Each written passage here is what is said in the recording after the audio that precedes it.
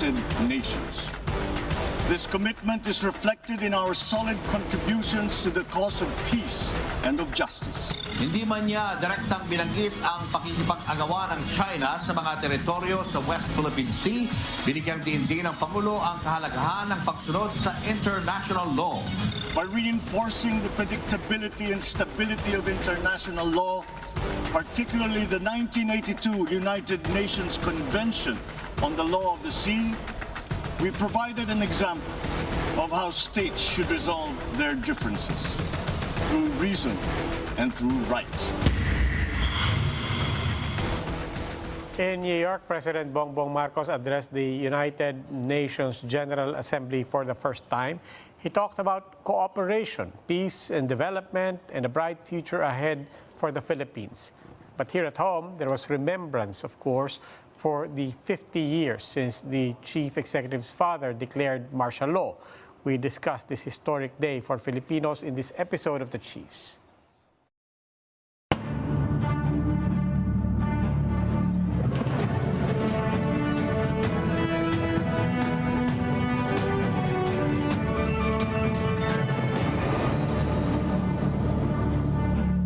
Welcome to The Chiefs. Ako po si Roby Alampay. Kasama po natin online Luchi Cruz-Valdes of News 5 and kasama natin sa studio Lingao of One News. Maya-maya po sasamahan din tayo ni Ami Pamintuan ng Philippine Star. Chiefs, good evening. Happy midweek. So, wala pa si Ami. Ano bang binabantayan natin, Ed? Well, the peso is now at 58. 58! Grabe ang bagsak. Sobrang ang laki ng binagsak, no? At saka we closed at 58. We didn't just touch it. We closed with it, and that's how we'll open tomorrow. Okay. So, yun, we don't know how low it will go. We've been asking that for... Yeah, we've been asking that. But to put some context the in all of US this... Fed has not even increased rates yet, and except to increase interest rates pa. So, we expect that to go even higher. But also to put some context into it, it's more because of the strong dollar than it is because of a weak peso. Now, in the meantime, of course, on the home front, the big, not just the headline, but the big context for this entire day has been the 50th anniversary of the declaration of martial law. Lots of protests, lots of activities, remembering, and so on. There are lots of pushback. There's a group that met today to show their support for the declaration of martial law. And in fact, that was expressed even in the Senate. Kanina si Juan Ponce Enrile, speaking of martial law, and speaking about martial law. and wanting to loosen up the provisions in the Constitution about martial law. Wanting to bring up, for example, one particular line, imminent danger, imminent threat, as opposed to the current standards of clear and present danger to declare martial law. Actually, walang clear and present danger din sa 87 Constitution. It's just a rebellion, invasion, and when public interest or public safety... Yeah, but it's in the jurisprudence that standard is set. So, two things there, di ba? As well, kasi sa 87 Constitution, they put in a lot of safeguards versus martial law. Kasi yung sa 35 Constitution, wala, it's just a one-liner, and then that's it. It's up to the leader to write the rules as he goes goes along. Anyway, that gives us a lot of fodder to talk about today. And we will be speaking about all of those things. We will speak to our first guest after a short break. Keep it right here on One News.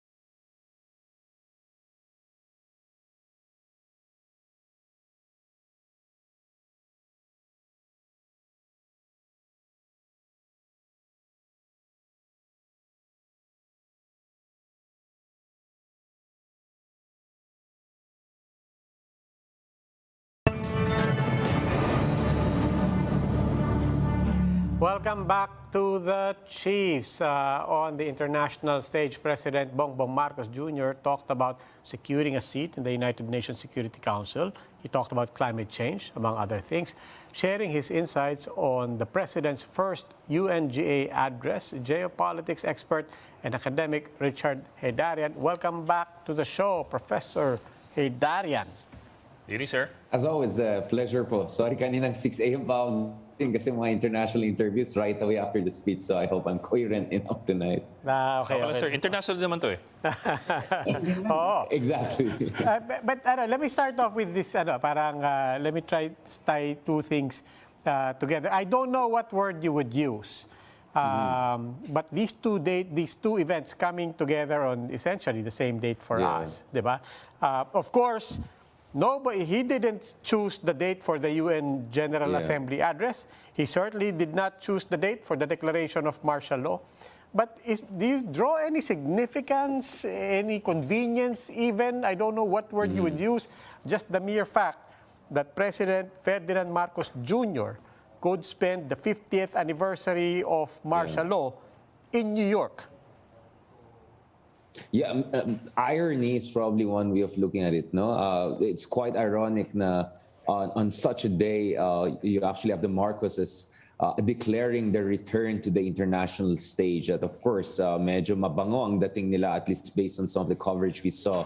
Just the other day, President Marcos Jr. also was in charge of the closing, the ringing of the bells, Diyan sa New York Stock Exchange. He had very warm welcome from the business community in the United States, and he presented the Philippines as a rising star and come here, and the Philippines is ready to take off. And now, of course, he's also talking about the Philippines being a member of the United Nations Security Council. So in a way, that's ironic. It's also ironic that Marcos Jr. is also creating a lot of excitement in the U.S. because he's coming after 6 years of President Duterte, who didn't even bother to visit the United States at all. So for many in America, I was just interviewing some experts in Washington, D.C. the other day. They actually welcome a Marcos Jr. presidency compared to what they were getting the other day. But the last thing I want to say here is it's also how Marcos Jr. responded to the fact na may coincidence na ganyan, no?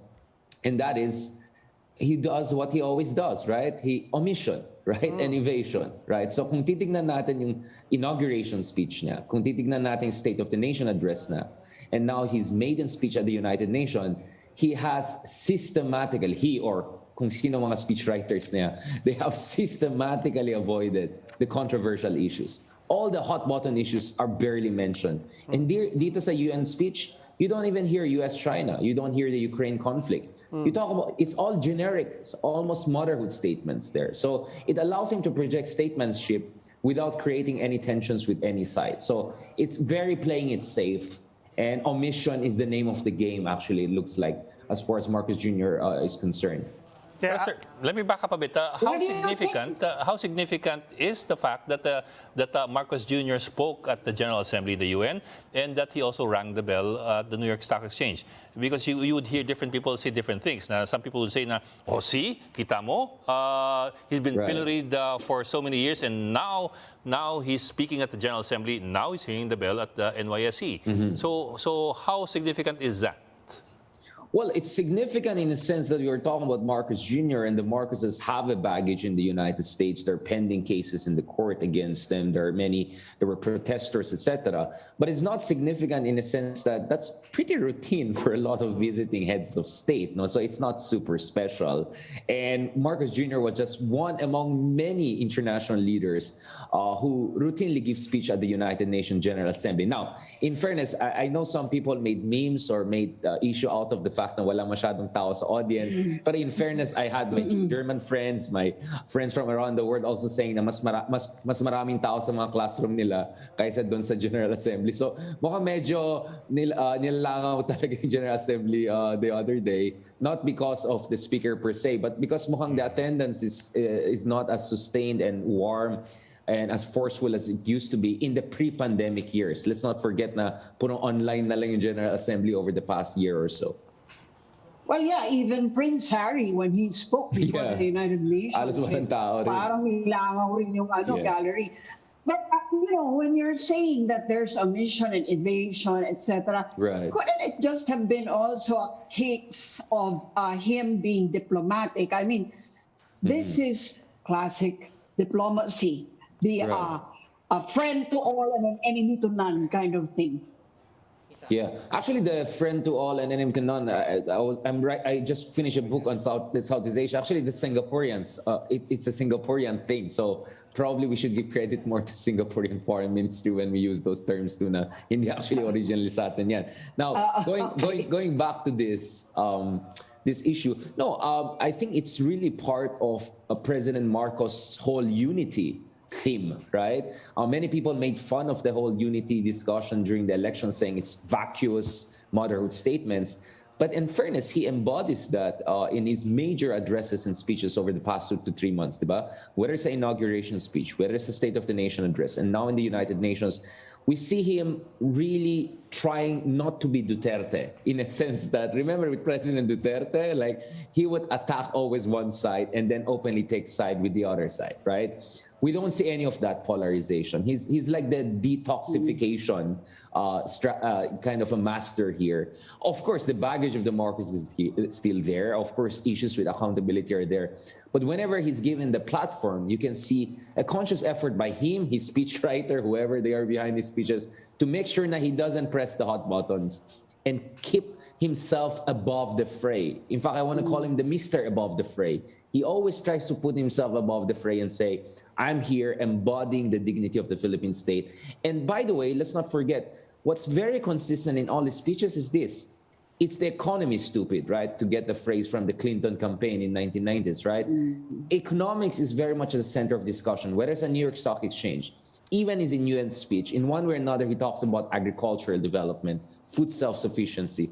So the issue of development economics seems to be constantly the central theme of his addresses wherever in the world. Even dun nasa Singapore siya and Indonesia, ganun din nakikita natin.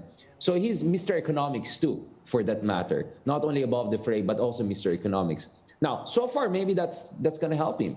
Let's see the approval rating, popularity ratings. I expect it to be pretty 67% at least. But it seems this is the safe approach that he's taking, and so far he seems to be comfortable with it. Yeah, Professor, kasama na natin si Ami Pamintuan. Good evening, Professor. Kamusta, Ami? Good to join you as always. Hi, well, speaking of comparison with Duterte, of course, markedly, no? Eto, may presidente tayo after 6 years who is in the United States and even addressing the UN and saying he cannot imagine, he cannot see the Philippine future without a partnership with the US. What do you make of that? Talaga bang ano na to? Are we seeing a pivot naman to the US? Although we never actually left, no? Pero yeah, I mean, this is definitely this is a huge departure from President Duterte, who stood by at least one of his promises, which was never to visit the White House, Washington, or in any Western capital. Kaya nga sabi ko, ironically, breath of fresh air si Marcos Jr. sa US. Parang, oh, finally, may Pinoy na pupunta dito at hindi kami minumura. I mean, let's just be honest. That was the sense with President Duterte. Now we can argue about the nuances, but that was the situation back then, no? Now, the thing with President Marcos is that he's actually neither like Duterte nor like previous presidents like the late President Aquino or President Ramos, among others. He's more like his father. And if you look at it, his father was ally with US, but also chummy with the Soviet bloc, with Romania, with Warsaw Pact. He was also chummy with Maoist China, visiting Mao Zedong. He was also chummy with fellow developing countries. If you look at Marcos Jr., it's very similar to his dad, right? He chooses Indonesia and Singapore, ASEAN unity, ASEAN leadership. Then he says all good things about the US when he's talking to Americans, but he also says all good things to the Chinese. He called China our strongest partner. He had extremely cordial conversations with Wang Yi when he was here in Manila, with the Chinese ambassador here in Manila. So I think this is very Marcos Sr. to me. I think it's not Duterte, but it's also not Aquino or not FDR. Yeah, so but really, to that like point, father, Professor, but to that point, these are all on the foreign fronts. Eventually, he's going to have to come home, and there are many frays to enter as well on the home front, even in the economic context. You take, for example, if you talk about his strategy of omission, some people would call it a tendency for avoidance. Right. How tenable or how sustainable is that? You look at the sugar, the fallout on the sugar importation mess. You see nobody backstopping or having the back of his own executive secretary, partly as well because of that sugar fiasco. Vic Rodriguez is out. Yeah, exactly. Yeah, I mean, so pretty early on. how that staying above the fray Right. won't last on the local front. And as we say, everything ultimately is local. I completely agree. Even on the international front, until when can it be nice to all sides, right? At some point, the U.S. is going to demand more from the Philippines, on Taiwan, on South China Sea. On some point, China is going to do some things in the West Philippine Sea. So you're absolutely right. I completely agree. This Mr. Above the Fray approach and economics first approach may work for 3 months, 6 months, but I'm not sure how long he can sustain that. So I think that will be the test of his leadership down the road. And then, of course, let's not forget, we also have a very prominent vice president, right? Sara Duterte is probably the most prominent vice president we have had in years, if not decades. And that is creating its own dynamic, no? You don't want to be a president who's overshadowed by the number 2, right? And as we mentioned also, we have internal court politics of Vic Rodriguez, someone who was seen as completely indispensable just a few weeks or months ago, is now, well, ostensibly no longer the executive secretary. So you're absolutely right. I am not sure about how long this is sustainable, but at least, siguro habang, to use the Deng Xiaoping term, while Marcos Jr. is crossing the river and feeling the stone, ito po yung maging approach niya. But in 6 months to 1 year from now, he definitely has to up his game because that's where the real tests will come. That's where the honeymoon perhaps will not be as pungent as it is today. Okay. Now, let me just touch on... What about the membership in the Security Council? Is that going to be a significant move if it even gets granted? Right. How relevant is that to us? And how beneficial, I think, is more the word. Yes and no. Yes, in a sense that marami naman ibang by the way, we're talking about non-permanent members of the United Nations Council. So not the big 5. At dyan, kung sino-sino naging member dyan. I mean, I don't want to be offensive. So it's not super big deal to be part of that. But it's good enough in a sense that it reiterates the fact that in fairness sa Pilipinas, hindi tayo small country, hindi tayo small power. Actually, middle power tayo based on some assessments. What are middle powers? Ito yung mga mid-sized countries, we're 100 million people, relatively prosperous economies, who actually can be advocates for international peace and security. And guess what? Maybe President Duterte said certain things. Maybe President X and Y. But in fairness, pag tinignan mo yung mga ambassadors natin sa UN, if you look at how we have been voting, how we have been advocating for the human rights international regime, etc. Actually, over the past 50, 60 years, the Philippines has been one of the most responsible and constructive members of the United Nations. So I believe we deserve to be a non-permanent member of the United Nations. So I think President Marcos is just asking for what we deserve and a recognition of our contribution. And sana, once naging member tayo ng non-permanent member of the United Nations Security Council, kasi voting yan, so hopefully we get the vote from the General Assembly, etc. We also show that we're willing to step up to the game. At hindi lang tayo pa-safe all the time. So this is where sometimes you have to take a stance. Hindi tayo pwedeng neutral all the time, right? The conflict in Ukraine showed you cannot be completely neutral. In fact, the Philippines consistently voted in favor of Ukraine. One of the very few countries in the region that did that, no? Again, President Duterte may have said whatever he wanted, but when Ambassador Manalo was in charge of our UN mission, actually did a fantastic job of telling to the world that actually the Philippines continues to be a beacon of democracy and standing for a rule-based international order. It's interesting you mentioned that because let's also remember candidate Bongbong Marcos, his initial instinct was to precisely try to stay above the fray. There was really no position when he was a candidate until a week later they had to take a harder stance. But anyway, I want to take it back to the other theme of the day, martial law. Again, taking off from your point of the style and one particular character of Mr. Marcos, of avoiding conflict and so on. But if that's the strategy, if that's the worst of it, and that's a big if, we will grant. Yeah. But if that's the worst of it, which is basically he avoids the uncomfortable conversations about corruption, about the plunder of his parents, about human rights victims, and so on, and does not necessarily lead him to, never mind his sister, never mind everybody else speaking in civic space and so on. But if that's the worst of it, where do you think this might potentially bring any conversation, whether he engages or not, on the hashtag move on versus hashtag never forget? Yeah, I mean, first of all, my proxies, they're always proxies. Could be family members, could be, influencers, bloggers. Those proxies are very active. Let's not forget that. So he can afford to be above the fray because others can do the job, right? There's that aspect. The other aspect is once in a while, actually, we saw him, he dropped some statements. So if you look at his first quote-unquote interview as a president, was it Tony Gonzaga or something? Right? I mean, he mentioned about his father's legacy and tried to carry the baton for his father, right? So there was an effort. But hindi niya pinainit masyado nung dumating yung martial law anniversary. So you could see he has that approach. So there are proxies. Sometimes he comes in, but he comes out. So meron siyang ganon. But yun nga, like, I think much also will depend on the opposition. We don't talk about her as much, but Leni Robredo is still kind of the leader of the opposition. And she's also in the U.S., right? So that's the strange. Both the president and the de facto leader of opposition, they're both in the U.S. Leni so far has been quite quiet. But I think if Leni or the opposition in general crystallizes into a much more forceful anti-Marcos movement, then I don't think you can stay above the fray. Then I think you have to really come out and the gloves are off. That's not happening now, I think, because we're still in the honeymoon period. But you're absolutely right. I don't expect the situation to be the same next year, especially if Leni and the opposition up the game and put more pressure on the Marcoses on a number of fronts, right? And then I also expect on the foreign policy front, for sure may mangyari dyan sa West Philippine Sea.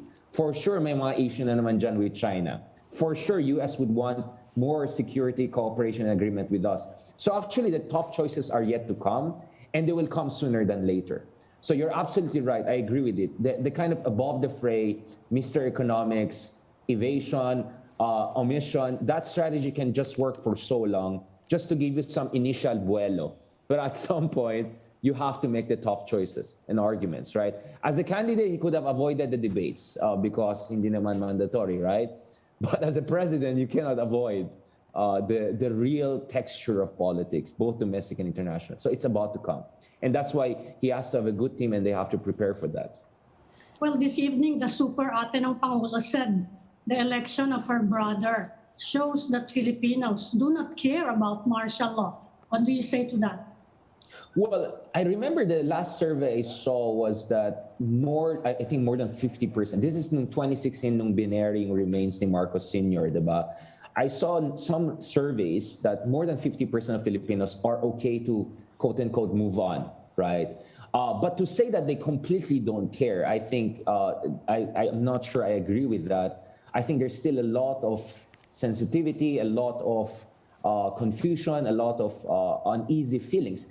You know why? Because if you look at surveys throughout the past 10 years, always majority of Filipinos still want democracy.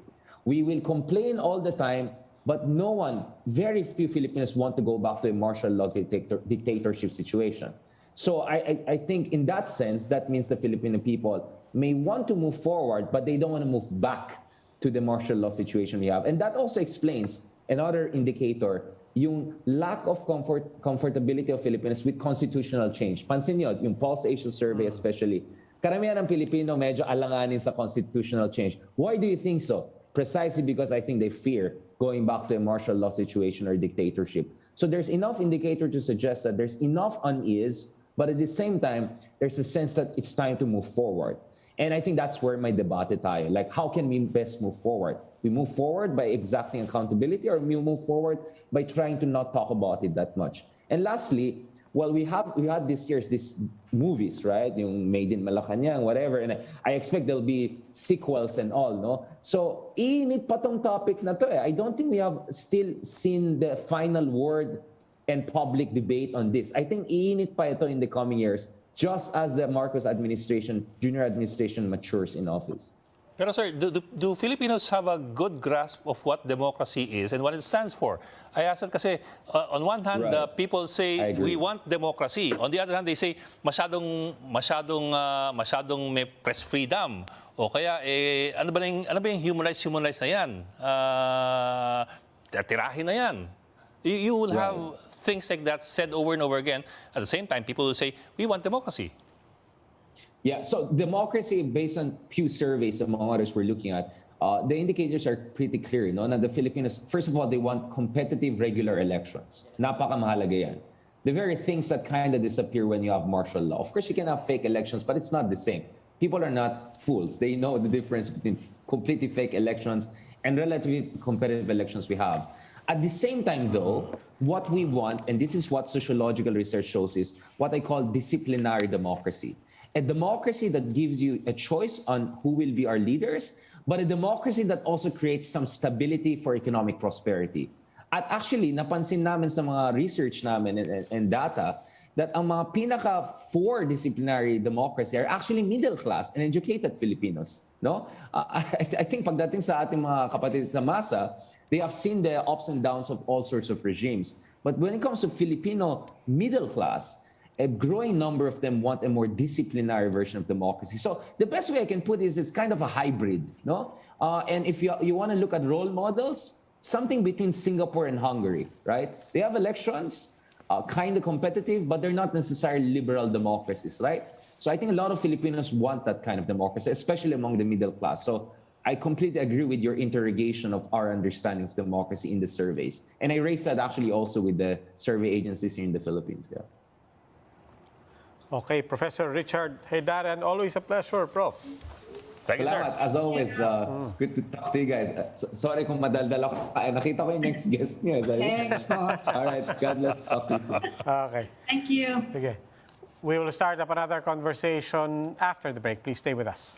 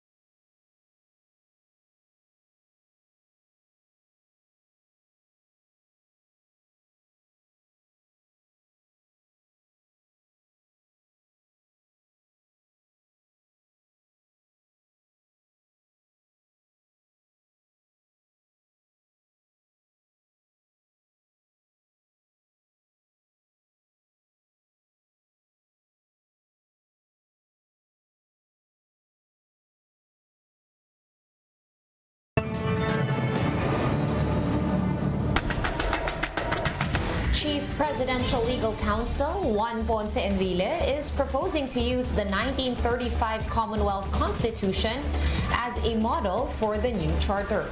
Enrile says the current 1987 Constitution lacks teeth when it comes to matters of national security.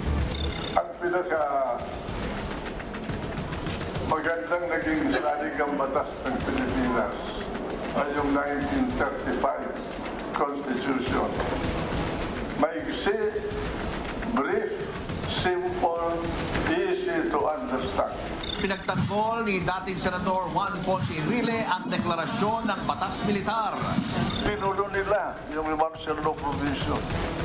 Nung dineklara namin yung martial law, simple lang.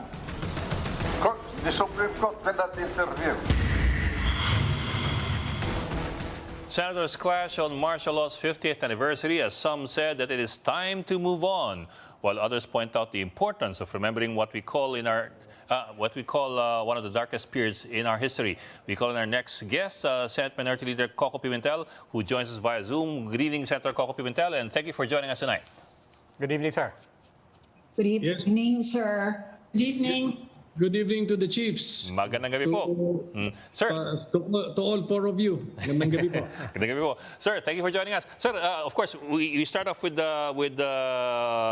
today's anniversary, the 50th anniversary of martial law. And today as well, the former Defense Minister, Juan Ponce Enrile, told the Senate panel that, among other things, the Constitution of 1987 weakened the President's martial law powers and he wants to bring it back.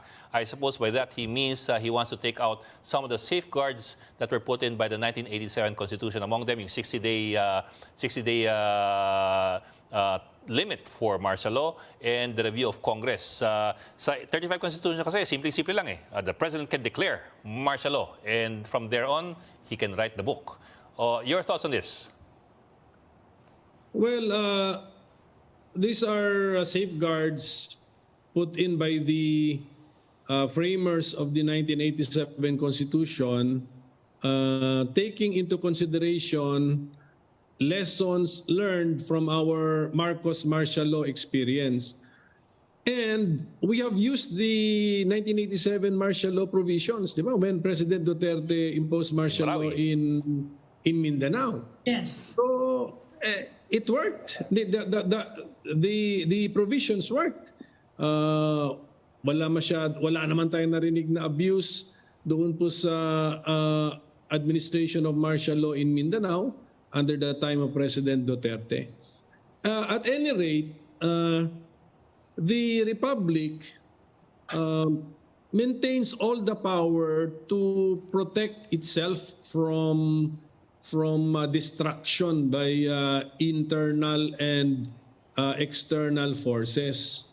So, ang nangyari lang dyan sa 1987 Constitution, the Commander-in-Chief powers of the President were modified. And he says, Senator Enrile says weakened, but I say they were just modified. But the powers of the Republic are still intact and complete. Nalipat lang po sa Supreme Court, sa Legislature, but it's there. The Republic can still defend itself against attacks. Yes, sir. Pero sir, ang gusto ata ni Senator Enrile is hindi ng provision pero yung non-provision sa 1935 Constitution kasi there was nobody who could interfere, according to him, with the martial law powers of the President under the 1935 Constitution. Not even the Supreme Court. Yun na nga. That's why we learned our lesson. Ang nangyari tuloy in 1972. Hindi ba nagamit? It was used. And then the administration, whose term was about to end, was able to extend their stay in power for another 12 to 13 years. So that's a lesson learned. Ayaw nga natin mangyari ulit yan. Why go back to a system where we make this, again, all possible? Well, your father was a leader of the opposition against Elder Marcos, ano? So ang sinasabi ngayon, well, it's the 50th anniversary of the imposition of martial law. Sabi nung kapatid ni President Marcos, si Senator, your colleague, Senator Amy, na at this point daw, yung election ng brother niya shows na Filipinos don't care about martial law anymore. What do you think of that statement? Well, a lot of Filipinos have no recollection or have no idea of what it was like during the Marcos martial law period. So pwedeng totoo yun kasi siyempre that was already 50 years ago. So my point is, as a people, as a society, as a nation, we must have some lessons learned from such an unfortunate period, dark period in the history of our country. Dapat meron tayong natutunan sa yugto na yon ng ating kasaysayan. Ang isang lesson nga, that's why we adjusted the martial law provisions, ay yun, masyadong makapangyarihan naman ang presidente that he could declare martial law and not have it reviewed and not have the decision reviewed. So ginawa natin yung there's an elaborate section, di ba? Or yes, elaborate section on how the martial law declaration is reviewed. And nagamit natin and it worked.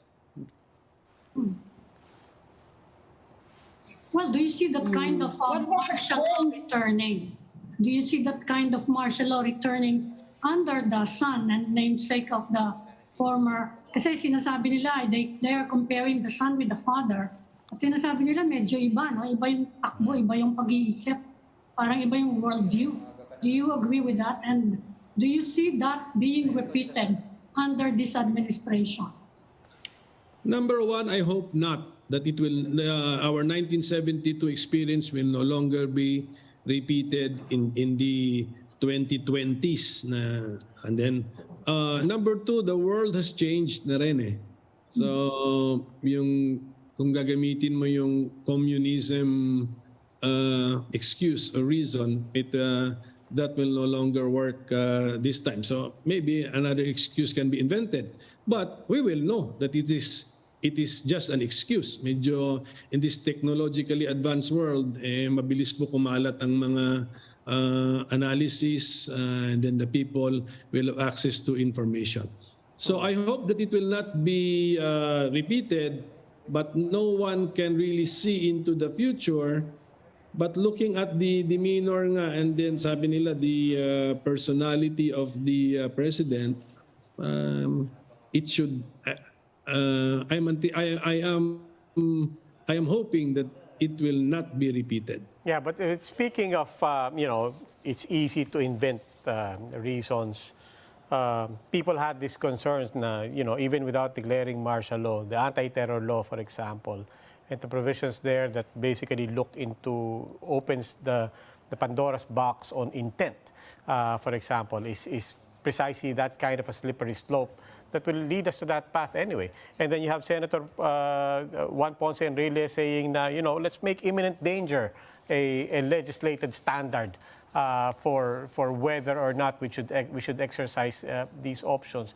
I mean, all of these things being propounded and being floated, what does that suggest about the stability and the security of our rule of law and democratic institutions? We are quoting a senator who was part of the Marcos martial law preparation and Marcos martial law declaration, as well as administration. I think he was the chief implementer of the Marcos martial law.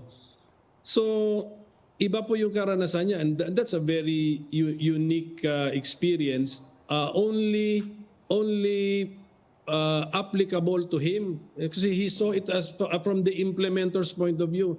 Tayo from the common man's point of view, tayo from the people's point of view.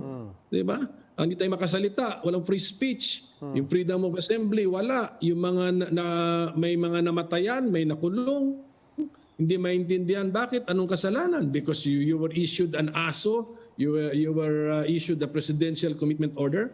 So this is the perspective which is more valid because ito po yung naranasan po ng common man. Kaya when we hear suggestions na ganito, at the time when we have democracy, we have free speech, then we have periodic elections, and even the attempt to amend the Constitution will be subjected to plebiscite.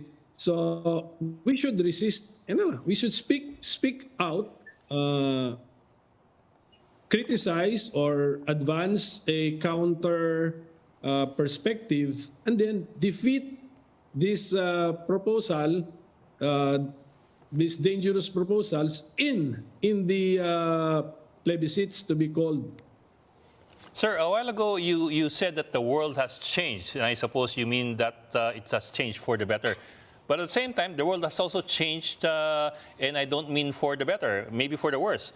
For example, well, of course, the son of the dictator has been elected. There's a new and prominent narrative about martial law. People, more and more, have been complaining about having too much freedom, for example, of the press. Too much freedom or too much prominence for the issues of human rights, among other things. So you have also that kind of a pushback.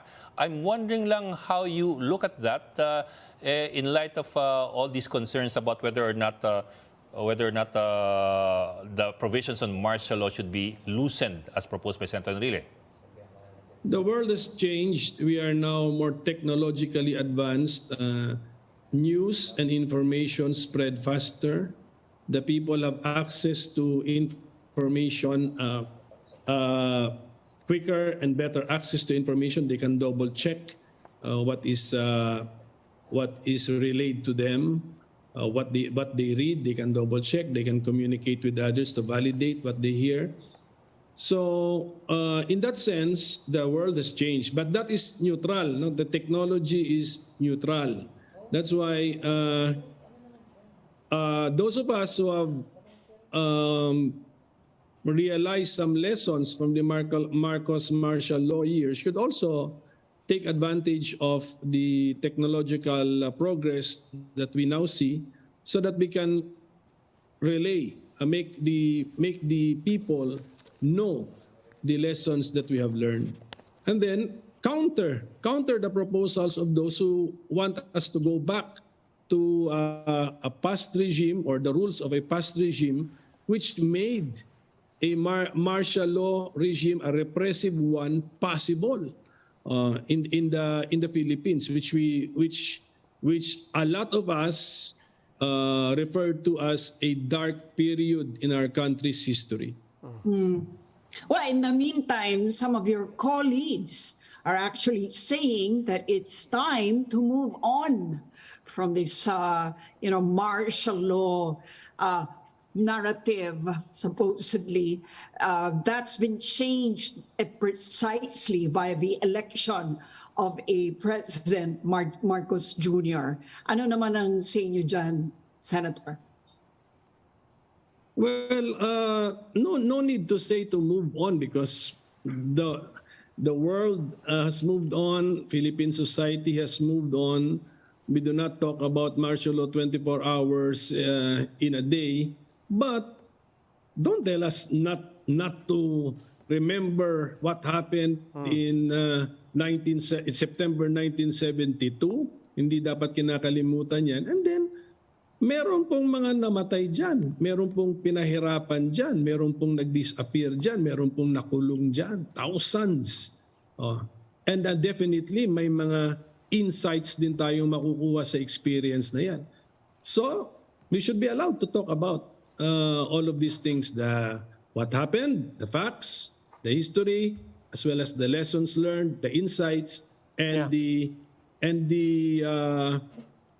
proposals or pushback to proposals that we go back to such an unfortunate period in our country's history.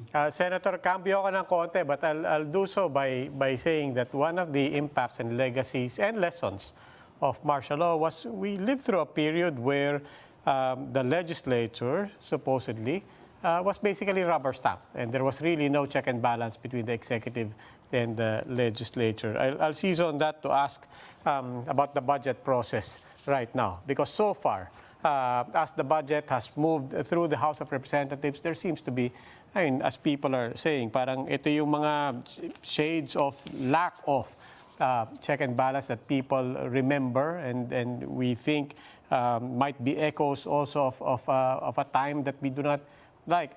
I'm just wondering, with all this talk, for example, of confidential funds, even for the Vice President and so on, and then basically the House of Representatives saying, out of courtesy, we have no questions.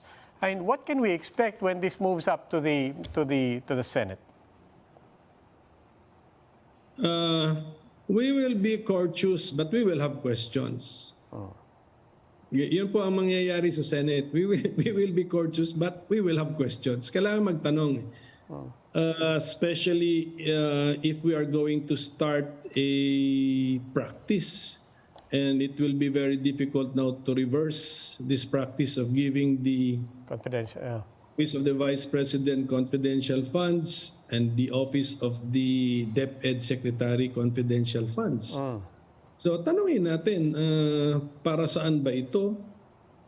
And depende sa sagot, ang next question natin, can we not make these line items if these are really worthwhile programs or projects to pursue?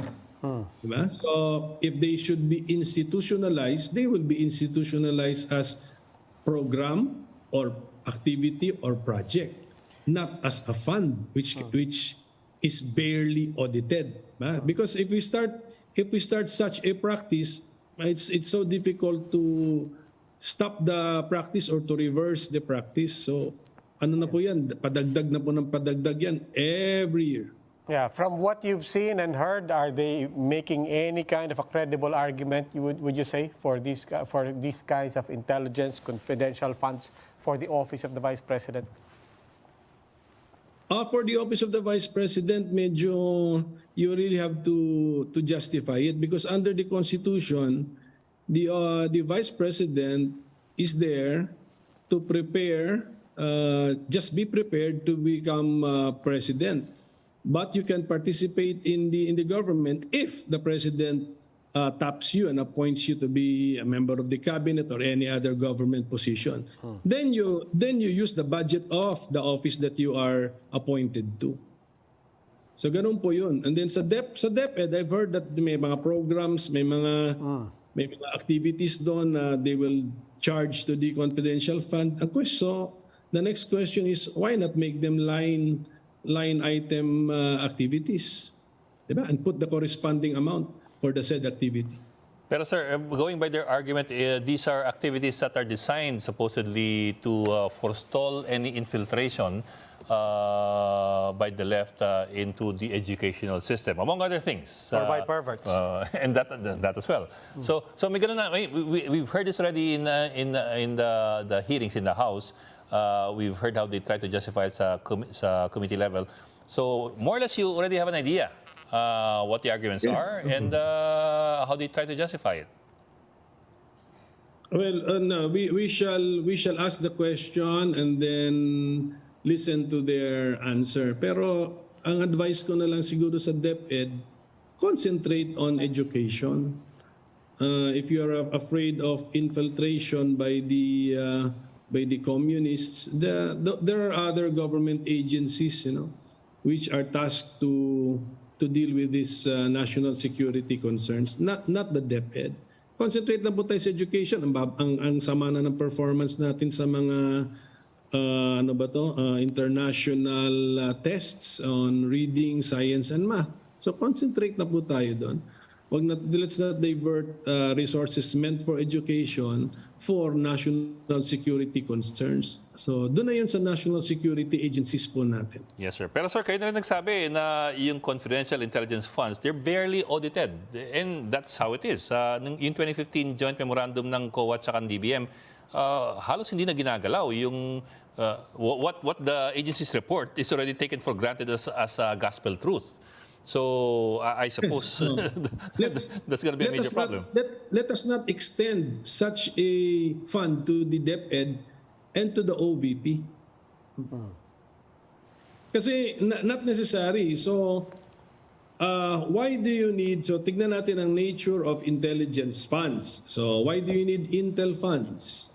Because you need to gather intelligence. Why do you need confidential funds? So pasukin po natin lahat yon. Pero sir, how do you expect to turn the tide, on support considering na minority naman kayo at yung majority nga, pumapalakpak pa nga sa tuwing magpe-present.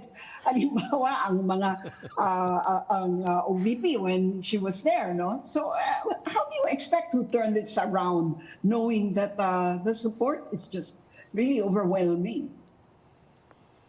Well, we are aware that we are in the minority, and we are also aware that overnight we cannot become the majority. So, ano lang, just explain your position.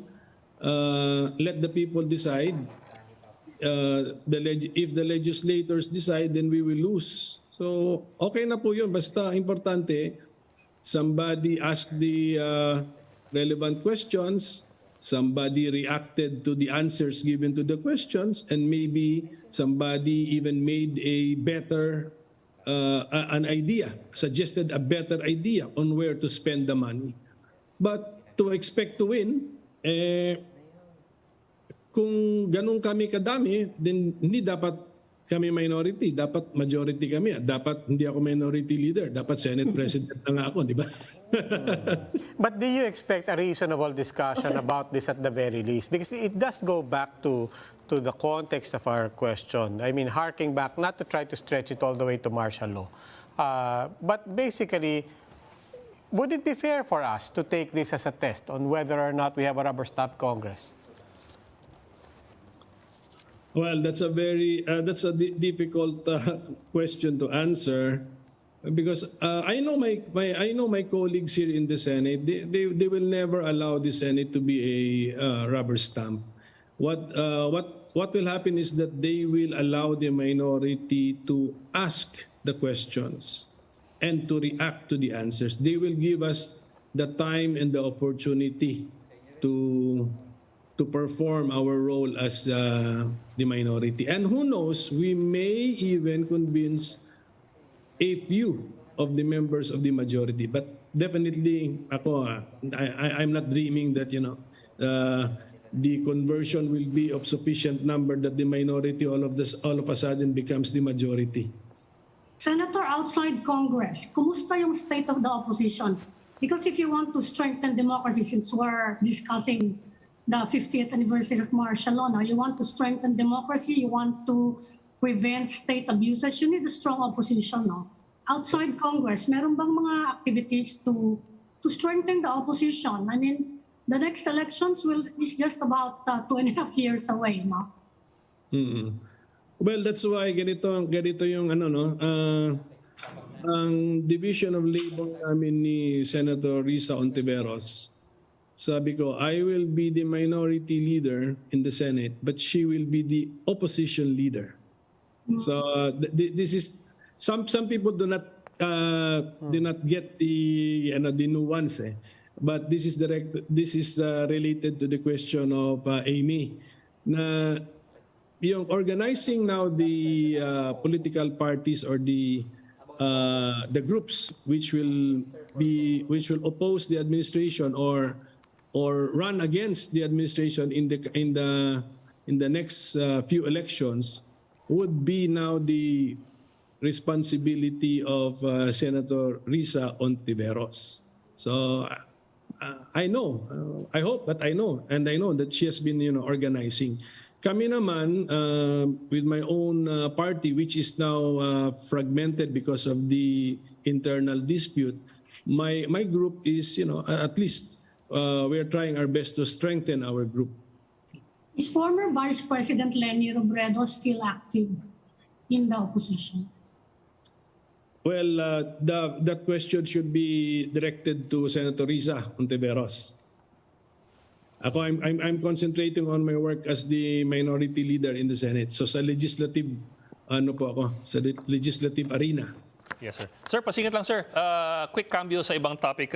Yung issue naman ng POGOs, you told the Palace and Congressman to stop dilly-dallying and ban POGOs in the country. I hope we got that right. But anyway, given that call of yours, on the other hand, may mga nagsasabi na, yes, we're not earning that much as a country or as government from the POGOs, but there are as well other industries or other sectors that also do earn from the POGOs. For example, the real estate industry and the service industry that service these POGOs. Your thoughts, sir? That's correct. May the mga downstream yata ang tawag mo dyan, downstream industry. But we have to not only look at the monetary matters, financial items. So there are financial benefits, but there are social ills or social costs.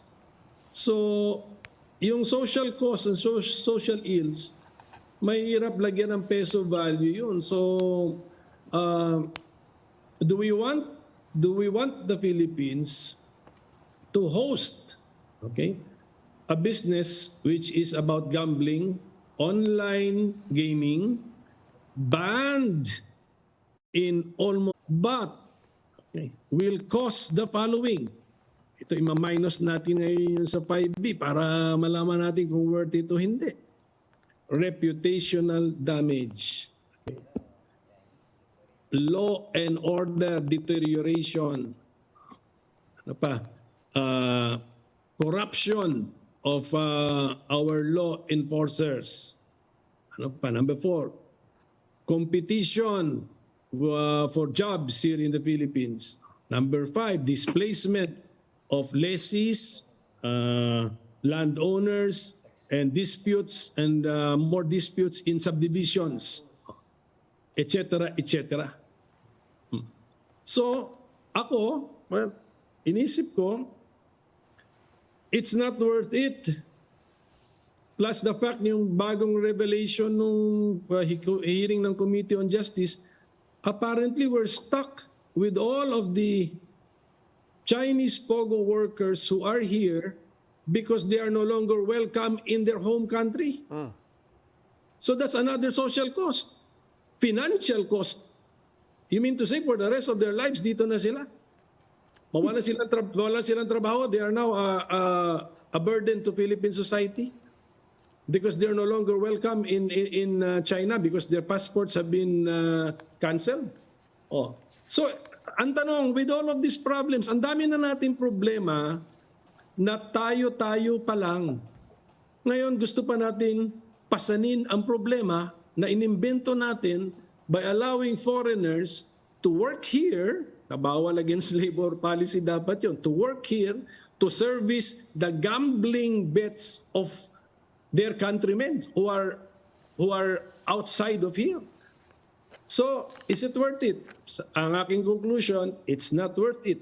Therefore, since this is already happening, nag-viral na yung mga ibang mga videos na confirmed ang iba doon. Hindi ko sinasabi 100% confirmed happened in the Philippines, but a lot of those videos daw confirmed by the PNP happened here in the Philippines. So, are we to just do nothing, so policy stays the same? Are we to change policy? So ako nga, ang aking position to make life easier, to make law enforcement easier, to make monitoring easier, we reverse policy. Complete about face sa policy. Okay. Senator Koko Pimentel. Sir, maraming salamat po. Thank you, Thank you, sir. Senator. So thank Salamat, you. sir. Salamat din po. Salamat sa lahat. And that is it for the Chiefs. We hope it was discussed. We'll keep the conversation going. I'm Roby Alampay. I'm Ami Pamintuan of the Philippine Star. I'm Luchi Cruz-Valdes, News 5. I'm Lingao. We are One News, all sides, all the time.